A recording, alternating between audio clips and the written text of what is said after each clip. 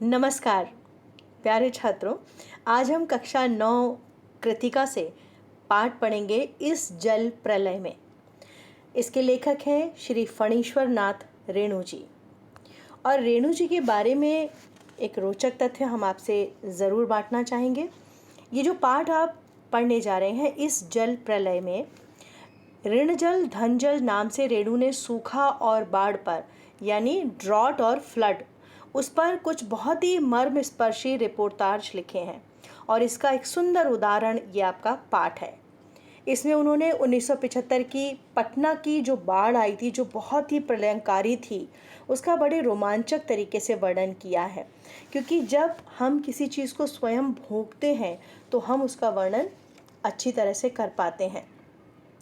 तो उन्होंने ऋण जल धन जल पुस्तक में कुत्ते की आवाज़ शीर्षक से पटना की बाढ़ का जो वर्णन किया है, उसे जाबिर हुसैन ने संपादित किया है।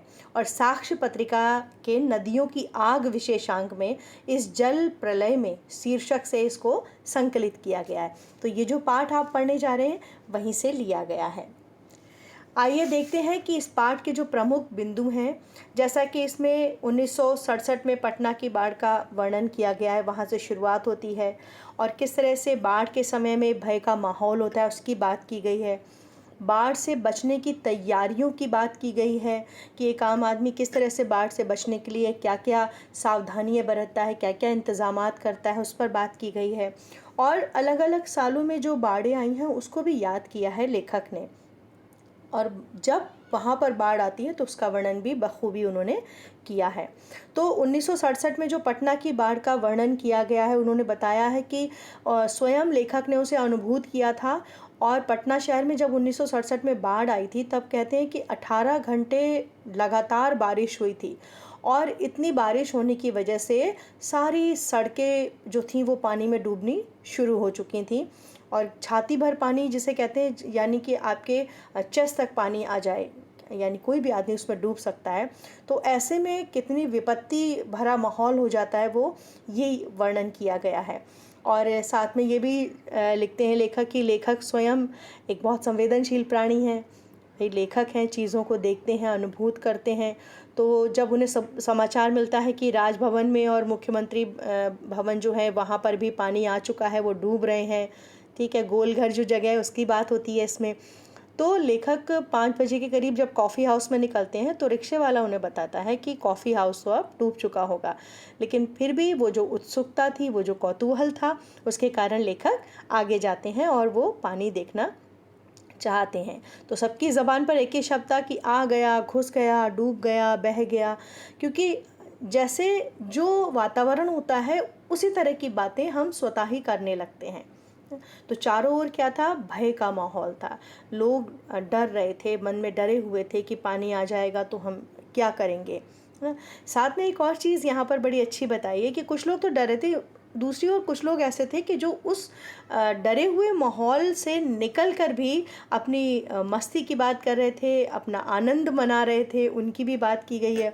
साथ में बताया गया है कि जैसे जब मनोरंजन के बहुत साधन उस समय उपलब्ध नहीं थे आजकल की तरह, तो जब खाली होगा व्यक्ति, बाकी दुकानें बंद हो रही हैं, तो पान की दुकान फिर भी चालू थी, क्योंकि लोगों के लिए एक साधन था जिससे उनका टाइम पास होगा, वो पान खाएंगे। तो वो ये सारी चीज़ें इसमें वर्णन की गई बड़ी खूबसूरती के साथ में, ठीक है। फिर बाढ़ से बचने की तैयारी में कैसे रात कटती है, एक एक पल व्यक्ति को कितना भारी पड़ता है जब उसे पता हो कि सुबह बाढ़ का पानी आ जाएगा और ये सब डूब जाएगा। तो उसका वर्णन यहाँ पर किया गया है। अलग अलग तरह की बाढ़ों की बात की गई है, बाढ़ से बचने की तैयारियां, कि आपकी जो बहुत ज़रूरत की चीज़ें हैं जिनके बगैर आप नहीं रह सकते, आप सरवाइव नहीं कर सकते, उनके बारे में लेखक ने यहाँ पे बात की है। कि जैसे आलू है, और प्रकाश के लिए उन्होंने कहा है कि मोमबत्ती है, माचिस है, या कंपोस्ट की गोलियाँ हैं, या घाव पकने लगते हैं ऐसे में जब पानी में पाँव रहते हैं तो उंगलियां सड़ने लगती हैं, तो उनसे बचने के लिए इस तरह की कुछ चीज़ें जो थीं, वो इंतज़ामात जो थे, वो तैयारियों की बात इसमें की गई है।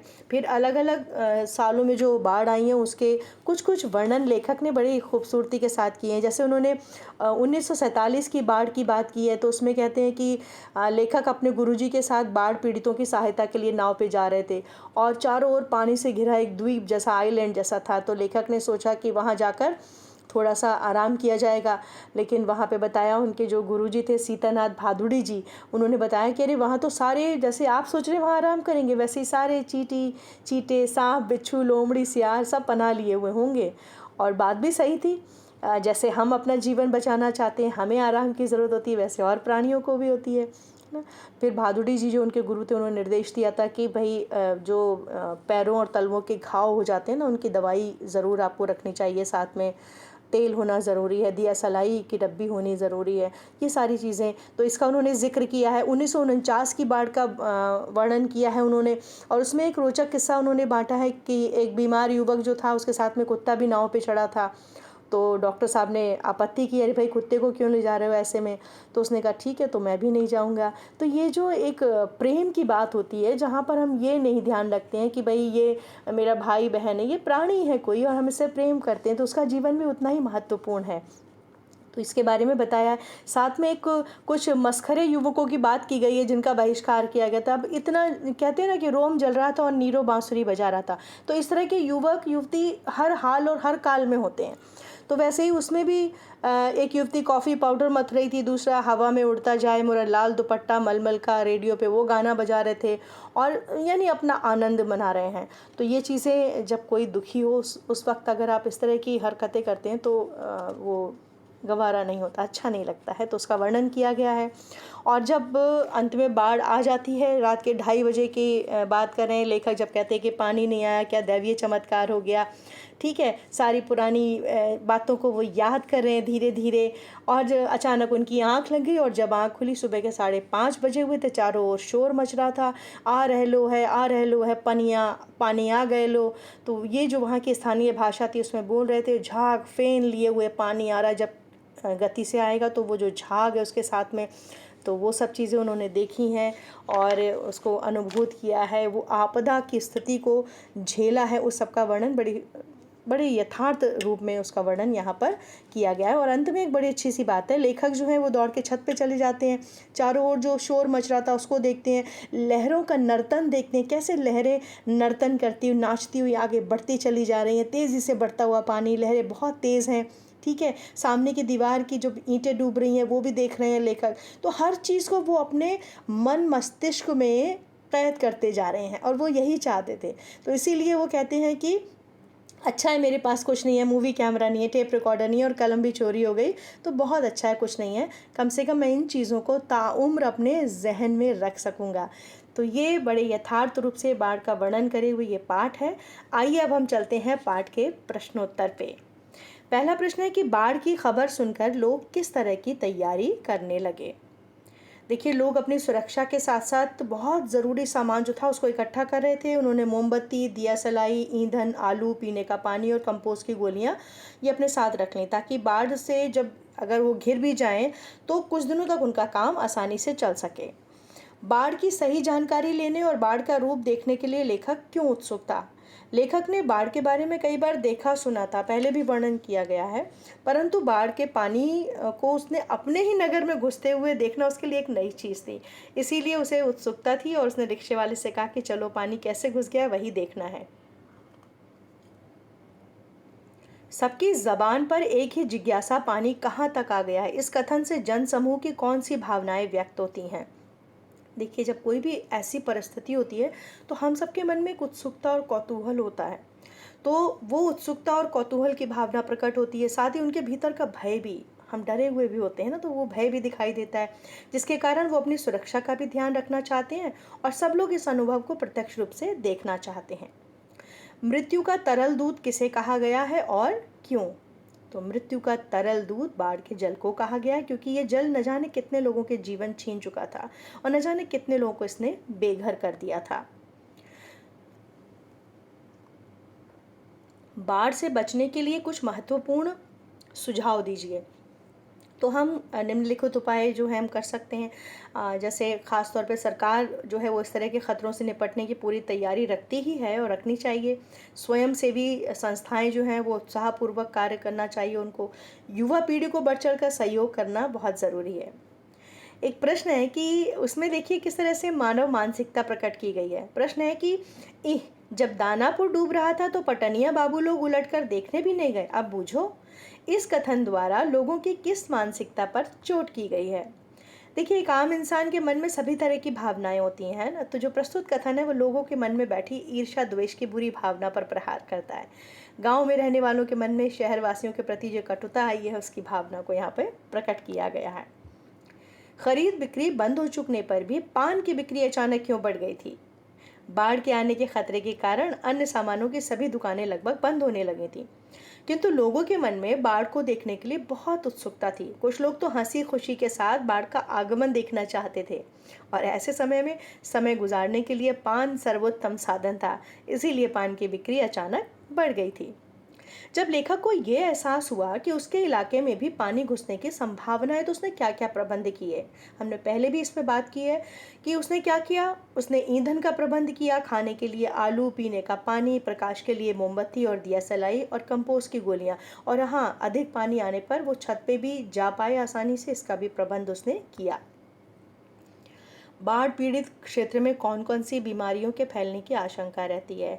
देखिए, एक तो इसमें आपने पकाही घाव की बात करी है कि जब बाढ़ के गंदे पानी में पाँव रहते हैं तो उंगलियां सड़ जाती हैं, तलवों में घाव हो जाते हैं। दूसरी बात है, जब बाढ़ का पानी इकट्ठा रहता है लंबे समय तो मच्छरों का प्रकोप बढ़ जाता है, मलेरिया और इस तरह के संक्रामक रोग जो हैं वो भी फैलने की संभावना बढ़ जाती है। नौजवान के पानी में उतरते ही कुत्ता भी पानी में कूद गया, दोनों ने किन भावनाओं के वशीभूत होकर ऐसा किया? नौजवान और कुत्ता एक दूसरे के सच्चे साथी थे। उनमें मानव और पशु का अंतर भी नहीं था। दोनों के लिए एक दूसरे का होना ज़रूरी था, यहाँ तक कि नौजवान को कुत्ते के बिना मृत्यु भी स्वीकार नहीं थी। इस व्यवहार से हमें क्या पता चलता है कि उनके बीच में गहरी मित्रता थी। अच्छा है, कुछ भी नहीं, कलम भी, वो भी चोरी चली गई। अच्छा है, अब क्या है, मूवी कैमरा भी नहीं है, टेप रिकॉर्डर भी नहीं है। उत्कंठा तो थी, लेकिन फिर भी लेखक क्या सोच रहा है कि ठीक है, कुछ नहीं है। तो क्यों कहा है उसने ये कथन, इस पे हमें बात करनी है। देखिए, लेखक एक संवेदनशील प्राणी है। वो बाढ़ के अनुभव को पूरी तरह से भोगना चाहते हैं, उसे अनुभूत करना चाहते हैं। उनका कलाकार मन क्या चाहता है कि जो भी वो दृश्य देख रहे हैं वो सदा सदा के लिए संजो लें अपने मन में। यदि उनके पास मूवी कैमरा होता या टेप रिकॉर्डर या कलम, तो वो बाढ़ का निरीक्षण करने के बजाय क्या करते? चित्रण करने लगते, या तो लिखते या फोटो खींचते, है ना।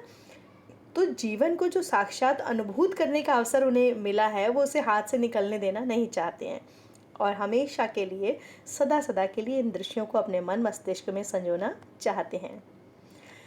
आपने भी देखा होगा कि मीडिया द्वारा प्रस्तुत की गई घटनाएं कई बार समस्याएं बन जाती हैं। किसी घटना का उल्लेख कीजिए। देखिए, मीडिया जो है उसको लोकतंत्र का चौथा पाया कहा जाता है। हाँ, और समस्याओं की ओर मीडिया हमारा ध्यान खींचता है, उनके हल भी प्रस्तुत करता है, लेकिन कई बार उसकी वजह से समस्याएं बढ़ भी जाती हैं। आप किसी तथ्य को जब बढ़ा चढ़ाकर बार बार प्रस्तुत करते हैं तो एक आम व्यक्ति पर उसका असर होता है। और कई बार अपनी टीआरपी बढ़ाने के लिए मीडिया द्वारा उत्तेजक दृश्य दिखाए जाते हैं, मसाले लगा लगा कर तथ्यों को प्रस्तुत किया जाता है।